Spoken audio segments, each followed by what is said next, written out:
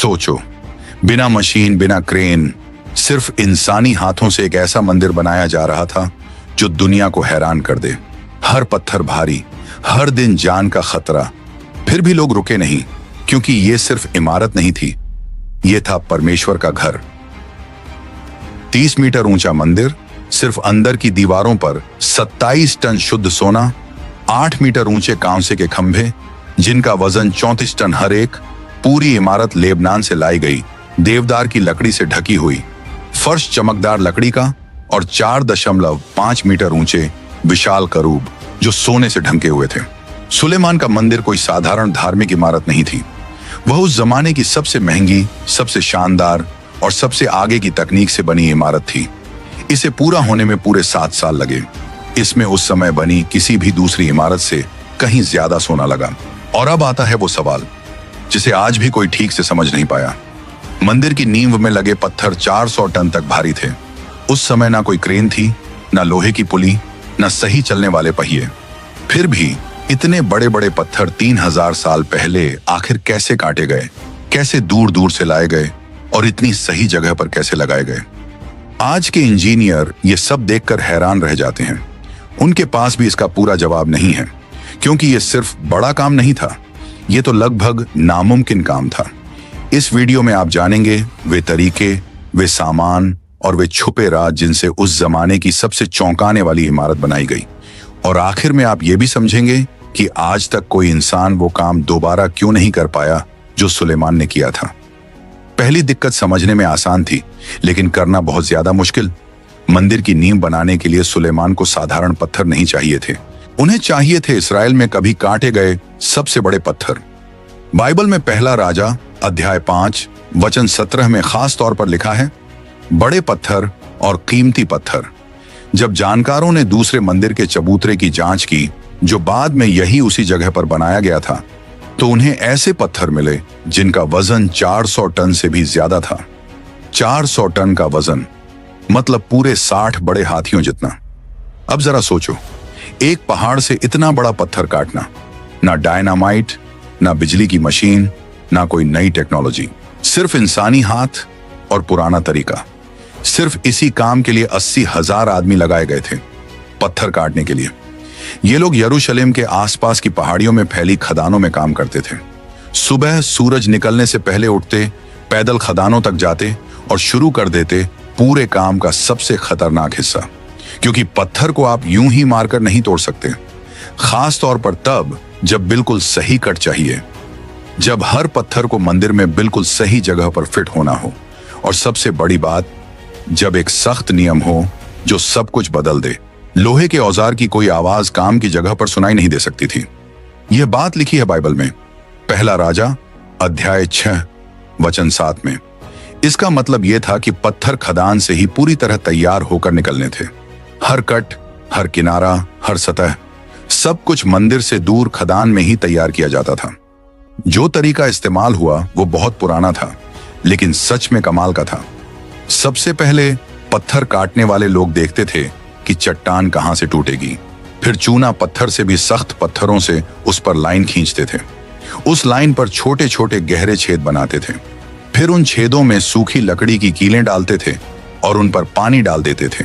लकड़ी पानी पी लेती थी और फूलने लगती थी। दबाव बढ़ता जाता था। कुछ घंटों में, कभी कभी कुछ दिनों में पत्थर ठीक उसी लाइन से टूट जाता था जिस तरह उन्होंने सोचा होता था। ना कोई धमाका, ना हथौड़ों की आवाज, ना लोहे के औजारों की खनक, सिर्फ एक भारी सी आवाज पत्थर टूटने की। लेकिन पत्थर तोड़ना सिर्फ शुरुआत थी। हर पत्थर को ठीक शेप देना होता था, चिकना करना पड़ता था, नाप तौल करना पड़ती थी। यह काम अलग तरह के लोगों का था, ऐसे लोग जिनके पास तजुर्बा था, जो आर्किटेक्ट के निशान और इशारे समझते थे, क्योंकि उस समय कागज पर बने पूरे नक्शे नहीं होते थे। काम की सारी बातें खुद पत्थरों पर लिखी रहती थीं। उन पर बने निशान बताते थे कि यह खास पत्थर मंदिर में कहां लगना है। अगर जरा सा भी गलत हो जाता तो वो पत्थर बेकार हो जाता। 400 टन का पत्थर कूड़ा बन जाता। खदानों का काम सिर्फ मुश्किल नहीं था, वो जान लेने वाला भी था। कभी पहाड़ धंस जाता था, कभी बड़ी चट्टान लुढ़क कर नीचे गिरती थी। गलत अंदाज में कटे पत्थर सीधे पहाड़ से फिसलते और रास्ते में जो कोई आता उसे कुचल देते। न कोई सेफ्टी होती थी, न पास में अस्पताल। अगर कोई बुरी तरह घायल हो जाए तो बचने की उम्मीद बहुत कम होती थी। फिर भी 80,000 आदमी हर दिन उठते और उन्हीं पहाड़ों की तरफ काम करने चले जाते थे। क्यों? क्योंकि इजरायली मजदूर जो बारी बारी से काम करते थे, उन्हें पैसे मिलते थे और काम खत्म होते ही घर लौटने का मौका मिलता था। कनानी लोगों के लिए जो जबरदस्ती काम कर रहे थे, कोई भी चुनाव नहीं था। बाइबल में पहला राजा अध्याय 9 वचन 21 में लिखा है कि सुलेमान ने उन्हें मजबूर मजदूरी में लगाया और यह प्रथा उस समय से चलती आ रही थी। वे या तो पत्थर काटते थे या फिर सजा झेलते थे, लेकिन पत्थर काटना तो बस शुरुआत थी। असली मुश्किल तो उसके बाद आती थी, वो काम जिसमें सबसे ज्यादा लोग मरते थे। सोचिए, बिना किसी मशीन के 400 टन का पत्थर पहाड़ों के बीच कई किलोमीटर दूर कैसे ले जाया जाता होगा। और सोचिए, इतने सारे लोग इसको करते हुए मरते क्यों थे। जरा वो दृश्य सोचिए। एक मोटी रस्सी खिंचाव में टूट जाती है, पत्थर अचानक रुक जाता है, आगे खड़े लोग गिर पड़ते हैं, कुछ लोग पत्थर के नीचे फंस जाते हैं और बचने का कोई रास्ता नहीं रहता। ऐसे हादसे कभी कभार नहीं होते थे। ये तो उस खतरनाक काम की रोज की सच्चाई थे, क्योंकि दूसरी मुश्किल पहली से भी ज्यादा भारी थी। आप पत्थर काट चुके हैं, अब वो बिल्कुल तैयार है, सही शेप में। अब उसे यरूशलेम तक पहुंचाना है और उसका वजन है 400 टन। अब सोचिए, इतना बड़ा पत्थर आखिर हिलाएं कैसे। सिर्फ इसी काम के लिए 70,000 आदमी लगाए गए थे। वे न पत्थर काटते थे, न इमारत बनाते थे, वे बस पत्थर खींचते थे। और जो तरीका वे अपनाते थे, सुनने में तो आसान लगता है, लेकिन करने में बहुत डरावना था। मिट्टी की ढलानें बनाते थे, पहाड़ों पर ऊपर नीचे जाती बड़ी बड़ी ढलानें, जिन्हें दबाकर सख्त बनाया जाता था। पत्थर को मोटी लकड़ियों के लट्ठों पर रखते थे। ये लट्ठे घूमने वाले रोल की तरह काम करते थे। फिर पौधों से बनी मोटी रस्सियां, जो इंसानी बाजू जितनी मोटी होती थीं, उन्हें पत्थर के चारों ओर कसकर बांध दिया जाता था। और तब शुरू होता था पूरे काम का सबसे मुश्किल और सबसे खतरनाक हिस्सा, खींचना। सैकड़ों आदमी मोटी रस्सियां पकड़ते थे। एक सुपरवाइजर जोर से आवाज लगाता था ताकि सब लोग एक साथ खींचें। खींचो, रुको, पीछे छूटे लट्ठों को फिर से आगे लगाओ और फिर से खींचो। पत्थर बस थोड़ा सा आगे बढ़ता, कभी सिर्फ कुछ सेंटीमीटर तो कभी सिर्फ उंगलियों जितना। 400 टन का एक पत्थर सिर्फ 5 किलोमीटर चलने में कई हफ्ते लगा देता था। और इतने सारे दिनों तक मजदूर पत्थर के पास ही सोते थे, वहीं खाते थे, उसे छोड़ते नहीं थे जब तक वो ठीक अपनी मंजिल तक न पहुंच जाए। लेकिन अब आता है वो सच जो इस पूरी कहानी को और ज्यादा डरावना बना देता है। रस्सियां हमेशा मजबूत नहीं रहती थीं। पौधों से बनी रस्सियां वजन संभाल लेती थीं, लेकिन उनका भी एक लिमिट होता था। लगातार खींचते रहने से वे धीरे धीरे घिस जाती थीं। उनके धागे एक एक करके टूट जाते थे और जब आखिर में रस्सी टूट जाती थी तो सिर्फ रस्सी नहीं टूटती थी, पूरा वजन अचानक बेकाबू हो जाता था।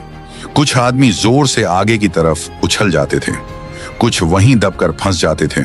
कभी कभी पत्थर पीछे की तरफ फिसल जाता था और जो भी सामने आता वो कुचल जाता था। न कोई बीमा था, न परिवार को कोई मदद। एक आदमी मर जाता और उसी की जगह दूसरा आदमी रस्सी पकड़ने आ जाता।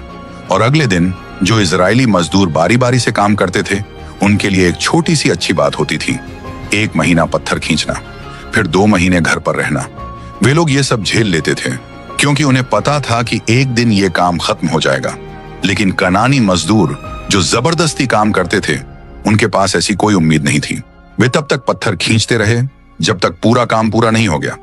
7 साल। कई लोग शुरुआती महीनों में ही मर गए, थकावट से, चोट लगने से, खुले आसमान के नीचे सोने से होने वाली बीमारियों से। पत्थर ढोने वाले मजदूरों में मरने वालों की संख्या पूरे काम में सबसे ज्यादा थी। फिर भी काम नहीं रुका क्योंकि सुलेमान को अपना तय समय पूरा करना था। और अब आती है इस कहानी की सबसे चौंकाने वाली बात। जब पत्थर आखिरकार यरूशलेम के काम वाली जगह पर पहुंचता तो उसे छूना तक मना था। नियम याद है? लोहे के औजार की कोई आवाज नहीं। इसका मतलब था कि पत्थर लगाने का काम बिल्कुल परफेक्ट होना चाहिए। अगर पत्थर 1 उंगली जितना भी गलत हो जाता तो हथौड़ा मारकर ठीक करने का मौका नहीं मिलता। पत्थर को फिर पीछे खींचना पड़ता, लट्ठों को फिर से लगाना पड़ता और पूरी मेहनत दोबारा करनी पड़ती। इसीलिए सुपरवाइजर बहुत सख्त होते थे। वे हर चीज नापते, हर कोना देखते, और अगर कुछ भी गलत होता तो उसका इल्जाम मजदूरों पर आता और सजा बहुत कड़ी होती, कोड़े, खाने में कटौती और कभी कभी इससे भी बुरा। लेकिन इतने बड़े पत्थर ढोना ही इकलौती बड़ी मुश्किल नहीं थी। यरूशलेम से लेबनान के जंगल लगभग 200 किलोमीटर दूर थे और सुलेमान को चाहिए थे देवदार के लकड़ी के हजारों लट्ठे। अब जरा सोचिए, बिना ट्रक के दूसरे देश से इतनी लकड़ी कैसे लाई जाती होगी, और उस रास्ते में कितने आदमी जान भी गंवाते होंगे। असल परेशानी सिर्फ दूरी नहीं थी, परेशानी ये थी कि वो दूरी क्या क्या लेकर आती थी। 200 किलोमीटर का सफर, पहाड़, वादी, नदियां और पराया देश, और उन सब रास्तों से हजारों बड़े बड़े लट्ठे खींच कर लाने थे। देवदार की लकड़ी उस जमाने की सबसे कीमती लकड़ी मानी जाती थी, मजबूत, खुशबूदार और लगभग कभी खराब न होने वाली। राजा लोग इसी लकड़ी से अपने महल और मंदिर बनाते थे, लेकिन ये लकड़ी सिर्फ लेबनान की पहाड़ियों में मिलती थी। इजराइल में ये लकड़ी थी ही नहीं, तो सुलेमान ने वही किया जो कोई भी करेगा, खरीद ली। टायर शहर के राजा हीराम से सौदा किया गया। इस सौदे का जिक्र बाइबल में पहला राजा अध्याय 5 वचन 6 से 11 में मिलता है। हीराम ने अपने खास लकड़हारे दिए और जितनी भी देवदार की लकड़ी चाहिए थी सब देने का वादा किया, और बदले में इजराइल ने दी हर साल 20,000 कोर गेहूं यानी 40 लाख लीटर से भी ज्यादा, और साथ में 20,000 बांट तेल यानी करीब 20 लाख लीटर। यह सौदा बहुत ही महंगा था, लेकिन सुलेमान के पास कोई और रास्ता नहीं था। देवदार की लकड़ी के बिना मंदिर बन ही नहीं सकता था। 10,000 इजरायली आदमी लेबनान काम करने जाते थे, लेकिन वे वहां हमेशा नहीं रहते थे। बाइबल में पहला राजा अध्याय 5 वचन 14 में काम का तरीका साफ लिखा है। 1 महीना लेबनान में, 2 महीने घर पर। आदोनिराम इस पूरे काम का सुपरवाइजर था। वही ड्यूटी लगाता था, वही टोलियां बनाता था। हर महीने 10,000 आदमी लेबनान की पहाड़ियों पर जाते थे। वे सिदोन के लकड़हारों के साथ काम करते थे, जो इस काम के माहिर थे। वे सैकड़ों साल पुराने विशाल देवदार के पेड़ काटते थे, फिर उन पेड़ों को लट्ठों में काटते थे ताकि ढोना आसान हो, और इसके बाद आता था सबसे मुश्किल हिस्सा, उन सारी लकड़ियों को इजराइल तक पहुंचाना। लकड़ी लाने का काम 2 हिस्सों में होता था। पहला हिस्सा समुद्र से लट्ठों को एक दूसरे से बांध दिया जाता था ताकि बड़ी बड़ी तैरती हुई बेड़ियां बन जाएं। छोटी नावें इन बेड़ियों को धक्का देती थीं और रास्ता दिखाती थीं। ये बेड़ियां समुद्र में तैरती हुई योप्पा बंदरगाह तक जाती थीं, जो आज तेल अवीव का हिस्सा है। ये सफर कई दिनों तक चलता था। बीच बीच में तूफान आ जाते थे। कई बार रस्सियां टूट जाती थीं और कुछ लट्ठे समुद्र में डूब जाते थे। फिर भी भारी लकड़ी को दूर तक ले जाने का यह सबसे तेज तरीका था। दूसरा हिस्सा जमीन से। योप्पा से यरूशलेम तक करीब 60 किलोमीटर है। सुनने में यह दूरी कम लगती है, लेकिन हर एक देवदार का लट्ठा टन भर का होता था, और इन्हें ले जाने के लिए वही तरीका अपनाया जाता था जो पत्थरों को ढोने में इस्तेमाल किया गया था। छोटे लट्ठे रोल की तरह नीचे लगाए जाते थे, मोटी रस्सियां बांधी जाती थीं, सैकड़ों आदमी मिलकर खींचते थे। लेकिन लकड़ी पत्थर से ज्यादा नाजुक होती है। अगर देवदार का लट्ठा जमीन पर घसीट दिया जाए तो वो खुरच जाता, फट जाता और खराब हो जाता। इसलिए उसे ले जाने में बहुत ज्यादा ध्यान रखना पड़ता और बहुत समय भी लगता। एक ही लट्ठा पहुंचने में कई हफ्ते लगा देता था। जो लोग ये काम करते थे वे खुले आसमान के नीचे सोते थे। वो सादा खाना खाते थे, रोटी, दाल और पानी। बहुत से लोग बीमार पड़ते थे, बुखार, इन्फेक्शन और हद से ज्यादा थकावट से। कोई डॉक्टर नहीं होते थे। जो आदमी इतना बीमार हो जाता कि काम न कर पाए, उसकी जगह दूसरे आदमी को खड़ा कर दिया जाता। और अगर कोई आदमी मर जाता तो उसके घर वालों को हफ्तों बाद पता चलता, जब उसकी ड्यूटी खत्म होती और वो घर वापस नहीं आता। यह सिस्टम बहुत बेरहम था, लेकिन काम चल जाता था, क्योंकि आखिर में देवदार की लकड़ी यरूशलेम पहुंच ही जाती थी। और हर एक लट्ठा जो शहर में आता उस सबसे बड़े सपने की एक और कड़ी बन जाता जो उस जमाने में कभी बनाया गया था। लेकिन पत्थर और लकड़ी लाना तो बस आधा काम था। एक नियम था जो सब कुछ 10 गुना ज्यादा मुश्किल बना देता था। एक ऐसा नियम जिसे कोई तोड़ नहीं सकता था, और अगर कोई तोड़ देता तो सजा तुरंत और बहुत कड़ी मिलती। अब सोचिए, पूरी चुप्पी में इमारत कैसे बनाई जाएगी? जरा सोचिए, अगर कोई मजदूर गलती से हथौड़ा पत्थर पर मार दे, आवाज पूरे इलाके में गूंज जाती। सुपरवाइजर भागते हुए वहां आ जाते। कोई बहाना काम नहीं आता। सजा तुरंत मिलती थी और बहुत कड़ी होती थी, क्योंकि वहां एक नियम था, सब नियमों से ऊपर। एक ऐसा नियम जिसने मंदिर बनाने के काम को दुनिया की हर दूसरी इमारत से अलग बना दिया। काम की जगह पर लोहे के औजार की कोई आवाज नहीं आनी चाहिए थी, एक भी नहीं। ये कोई सलाह नहीं थी, ये किसी की पसंद नहीं थी, ये सीधा आदेश था जो बाइबल में लिखा है। पहला राजा अध्याय 6 वचन 7। और जो इसे तोड़ता उसे बड़ी कीमत चुकानी पड़ती। पर अब सवाल यह है जिसका जवाब आज भी आसान नहीं। 30 मीटर ऊंची इमारत आप कैसे बनाते हो? सैकड़ों टन के बड़े पत्थरों से और भारी देवदार की लकड़ियों से, वो भी पूरी चुप्पी में। पत्थर पर पत्थर बिल्कुल सही कैसे बैठाते हो जब उसे ठीक करने के लिए हथौड़ा चलाना मना हो?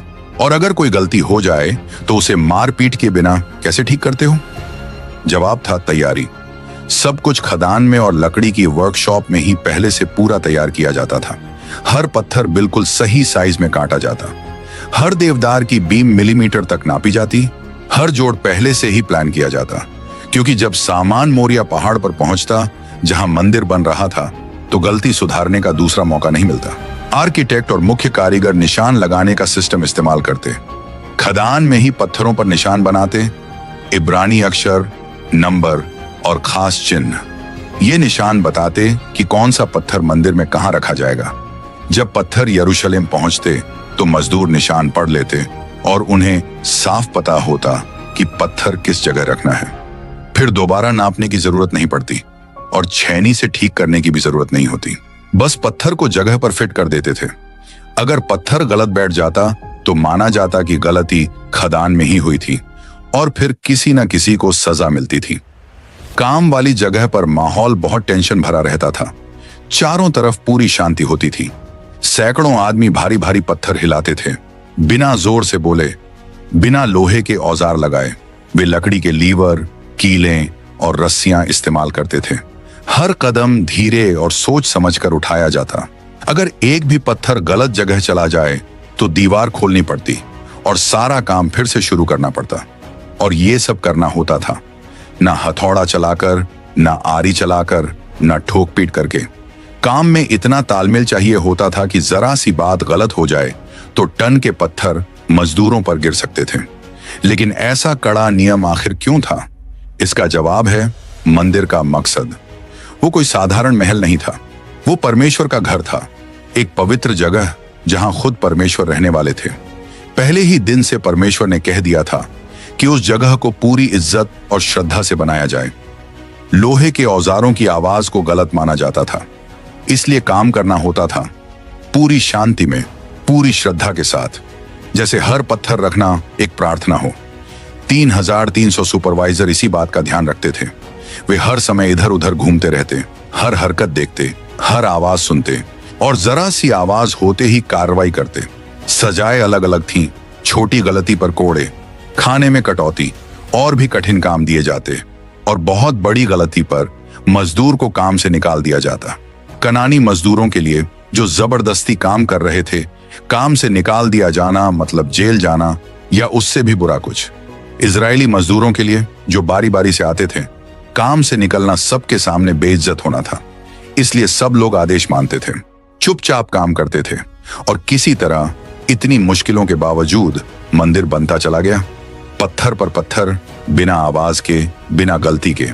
लेकिन चुपचाप बनाना सिर्फ आधी चुनौती थी, क्योंकि मंदिर सिर्फ बड़ा नहीं होना था, उसे चमकना भी था।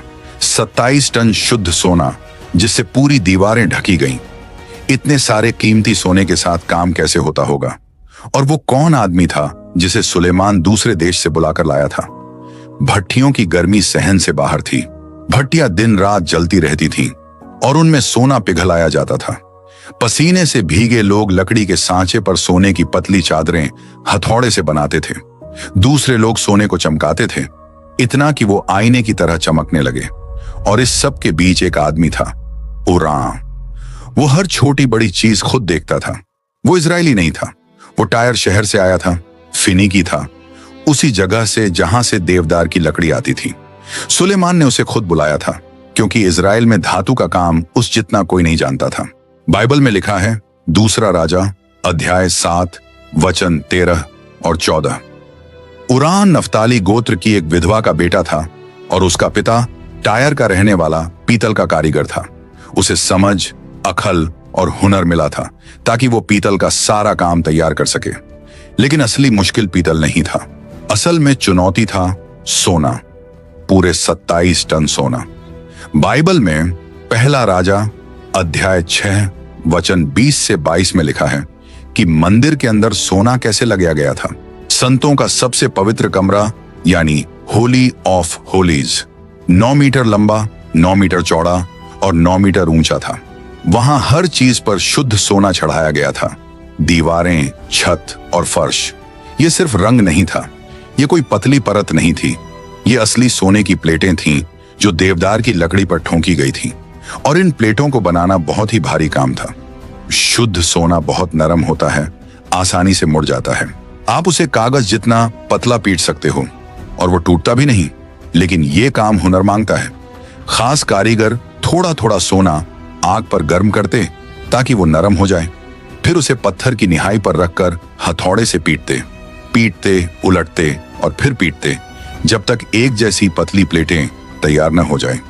हर एक सोने की प्लेट बनने में घंटों लगते थे और मंदिर की हर जगह ढकने के लिए हजारों प्लेटें चाहिए होती थीं। काम रुकता ही नहीं था। भट्टियां दिन रात जलती रहती थीं। गर्मी बनाए रखने के लिए बहुत ज्यादा लकड़ी जलानी पड़ती थी। आदमी शिफ्ट में काम करते थे क्योंकि आग के पास कोई भी कुछ घंटे से ज्यादा खड़ा नहीं रह सकता था। पसीना लगातार टपकता रहता, हाथ जल जाते, चाहे मोटा कपड़ा लपेट कर ही औजार पकड़े हों। और ये सोना आता था कर से, सुलेमान की खानों से और दूसरे देशों के राजाओं के तोहफों से। बाइबल कहती है पहला राजा अध्याय 10 वचन 14 कि सुलेमान को हर साल 660 टैलेंट सोना मिलता था। यह करीब 22 टन से ज्यादा सोना होता था हर साल। उस सोने का ज्यादातर हिस्सा सीधे मंदिर में जाता था। लेकिन सोना सिर्फ दीवारों पर ही नहीं था। मंदिर में बहुत सी चीजें थीं। लकड़ी के बड़े बड़े करूब जिन पर सोना चढ़ा था, हर एक 4.5 मीटर ऊंचा, उनके पंख फैले हुए, संतों के सबसे पवित्र कमरे की दीवारों को छूते हुए। धूप जलाने की वेदी जो पूरी तरह सोने की बनी थी। मेजें, बर्तन और जंजीरें, हर चीज चमक रही थी। इन सब चीजों को बनाने के लिए अलग लेवल का हुनर चाहिए था। कारीगर पहले लकड़ी को आकार देते थे, फिर धातु के कारीगर उस पर सोना चढ़ाते थे। पतली पतली सोने की पत्तियां तराशी हुई आकृतियों पर हथौड़े से लगाई जाती थीं। फिर उन्हें चमकाया जाता जब तक एक भी दाग न रह जाए। ये सब कला और इंजीनियरिंग दोनों एक साथ था। और ऊरा पूरे काम को खुद सामने रहकर देखता था।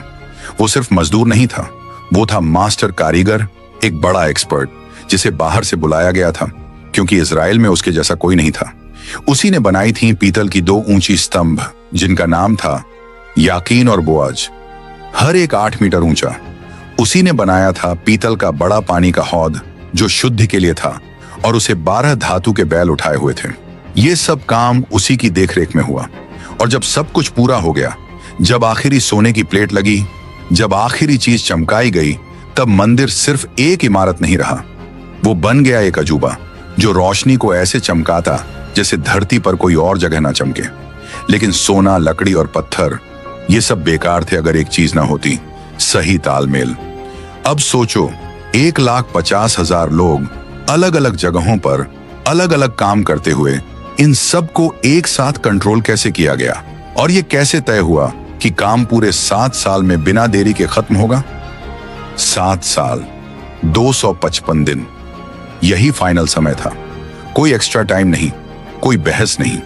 सुलेमान ने परमेश्वर से वादा किया था कि मंदिर उसके राज के 11वें साल में पूरा हो जाएगा। और अगर आपको लगता है कि 5 लोगों को संभालना मुश्किल है, तो सोचिए 1,50,000 लोगों को साथ में संभालना कैसा होगा। मजदूर खदानों में फैले थे, लेबनान के जंगलों में, सोने पीतल की वर्कशॉप में और यरूशलेम की मुख्य काम वाली जगह पर। हर टोली अलग काम कर रही थी और हर काम दूसरे काम पर टिका हुआ था। कहीं भी थोड़ी सी देरी होती तो सब कुछ रुक जाता। अब सवाल यह था, इतने बड़े सिस्टम को पूरी तरह बिगड़ने से कैसे बचाया जाए? जवाब था सुपरवाइजर, पूरे 3,300 सुपरवाइजर। बाइबल में पहला राजा अध्याय 5 वचन 16 में इनकी पूरी गिनती लिखी है। ये लोग पत्थर नहीं ढोते थे, देवदार नहीं काटते थे, सोना नहीं पीटते थे। इनका काम था हर आदमी को सही जगह लगाना, सही काम कराना और सही समय पर सब कुछ करवाना। और इन सब के ऊपर 550 बड़े अफसर होते थे। बाइबल में दूसरा राजा अध्याय 9 वचन 23 लिखा है कि यही लोग पूरे प्रोजेक्ट को चलाते थे। ये सीधे सुलेमान को रिपोर्ट देते थे और उन पर बहुत ज्यादा दबाव रहता था। पूरा सिस्टम एक फौजी मशीन जैसे चलता था। हर सुपरवाइजर करीब 45 मजदूरों को देखता था। वे हर आदमी को नाम से जानते थे। उन्हें साफ पता होता था कौन किस काम में अच्छा है, कौन भरोसे वाले हैं और किस पर हमेशा नजर रखनी चाहिए। हर दिन सुबह सुबह सूरज निकलने से पहले सुपरवाइजर अपनी टीम को इकट्ठा करते, उस दिन का काम बांटते, क्या करना है समझाते और सूरज ढलने तक निगरानी करते। अगर कोई काम पर नहीं आता तो तुरंत उसकी जगह दूसरे को लगा दिया जाता। अगर कोई धीमे काम करता तो पहले चेतावनी मिलती, तीसरी चेतावनी के बाद सीधी सजा मिलती। लेकिन यह सिस्टम सिर्फ डंडे पर नहीं चलता था, इसमें इनाम भी था। जो इजरायली मजदूर 1 महीने की ड्यूटी पूरी कर लेते, उन्हें गेहूं, तेल और दाख मधु मिलता, इतना कि घर जाकर अगले 2 महीने अपने परिवार को ठीक से चला सकें। कुछ सुपरवाइजर उन टीमों को थोड़ा ज्यादा खाना देते थे जो काम जल्दी पूरा कर लेती थी। इससे एक अच्छी सी हेल्दी होड़ बन जाती थी।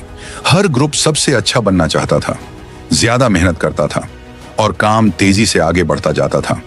अब आता है वो हिस्सा जो सच में चौंका देता है। पूरे 7 साल की तामीर में कोई बड़ा हादसा काम रोक नहीं पाया। न मजदूरों ने बगावत की, न कोई लड़ाई हुई कि सामान रुक जाए, न कोई बीमारी फैली कि हजारों लोग मर जाएं। काम चलता रहा, पत्थर पर पत्थर, बीम पर बीम, सोने की प्लेट पर सोने की प्लेट। और फिर सुलेमान के राज्य के 11वें साल 8वें महीने में, बिल्कुल उस दिन जैसा तय हुआ था, आखिरी टुकड़ा जगह पर लगा दिया गया। मंदिर अब पूरा हो चुका था। कुछ महीनों बाद झोपड़ियों के त्योहार में उसका उद्घाटन हुआ। बाइबल में पहला राजा अध्याय 8 में वो सारा दृश्य लिखा है। पूरा इजराइल इकट्ठा हुआ। याजकों ने पवित्र संदूक उठाकर सबसे पवित्र कमरे में रखा। सुलेमान ने सबके सामने प्रार्थना की और परमेश्वर से कहा कि वो यहां रहें। और तभी कुछ ऐसा हुआ जिसकी किसी ने उम्मीद नहीं की। एक बादल पूरे मंदिर में छा गया। वो कोई साधारण धुंध नहीं थी, वो परमेश्वर की महिमा थी। इतनी घनी, इतनी तेज कि याजक खड़े भी नहीं रह पाए। बाइबल कहती है पहला राजा अध्याय 8 वचन 10 और 11 कि वे सेवा करने के लिए खड़े नहीं रह सके, क्योंकि प्रभु की महिमा पूरे मंदिर को भर चुकी थी। 1,50,000 लोग उस एक पल के लिए सालों तक मेहनत करते रहे थे। कई लोग खदानों में मर गए, भारी पत्थरों के नीचे दबकर। कुछ लोग रस्सी खींचते वक्त मरे जब रस्सियां टूट गईं। कुछ लोग तेज भट्टियों की गर्मी में झुलस गए। लेकिन जो लोग जिंदा बचे वे सब वहां मौजूद थे, अपनी आंखों से देख रहे थे। जिस जगह को उन्होंने अपने हाथों से बनाया, अब वही जगह परमेश्वर की हाजिरी से भर गई। और सुलेमान ने खुशी मनाई, कुर्बानी देकर 22,000 बैल और 1,20,000 भेड़ें। बाइबल में लिखा है पहला राजा अध्याय 8 वचन 63। ये गिनती दिखाती है कि जो काम पूरा हुआ वो कितना अद्भुत और बड़ा था। प्राचीन समय की सबसे मुश्किल और सबसे अनोखी रचना आखिरकार पूरा हो गई।